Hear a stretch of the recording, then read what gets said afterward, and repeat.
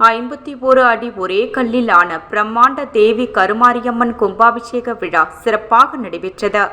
செங்கல்பட்டு மாவட்டம் திருவடிசூலம் பகுதியில் அமைந்துள்ள ஆதிசக்தி தேவி ஸ்ரீ கருமாரியம்மன் மகா கும்பாபிஷேகம் கடந்த திங்கட்கிழமை துவங்கி தொடர்ந்து வேள்வி பூஜைகள் நடத்தப்பட்டு நிறைவு நாளான இன்று 4ஆம் கட்ட வேள்வி பூஜைகளுடன் துவங்கி மகா பூர்ணகதி நடத்தப்பட்டு கலச புறப்பாடு நடைபெற்றது.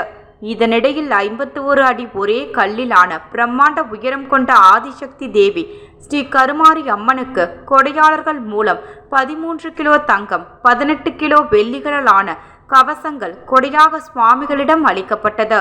பின்னர் கலசங்கள் புறப்பட்டு 6ஆம் தலைமுறை மருளாளர் தேவி குகயோகி ஸ்ரீ மதுரைமுத்து சுவாமிகள் தலைமையில் அம்மனுக்கு 1008 புனித கலசங்கள் மூலம் பால், மஞ்சள், சந்தனம், தேன், வாசனை திரவிய குடங்கள் மூலம் புனித நீர் ஊற்றப்பட்டது.